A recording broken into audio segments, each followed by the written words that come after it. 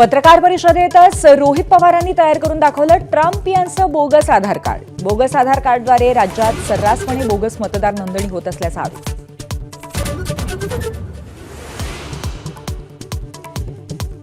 एकनाथ शिंदेंच्या ठाण्यामध्ये भाजप आणि शिंदेंच्या शिवसेनेचा स्वबळाचा नारा. अबकी बार 70 पारची भाजप पदाधिकाऱ्यांची घोषणा, तर शिंदे सेनाही एकला चालोरेसाठी आक्रमक. हर्षवर्धन सपकाळांच्या हायकमांडकडे तक्रार केल्याचे आरोप संजय राऊतांनी फेटाळले. नव्या व्हिडिओबाबतच्या वक्तव्यावरनं दावे प्रतिदावे सुरूच. मनसेच्या महाविकास आघाडीतील सहभागावरनं तर्कवितर्क.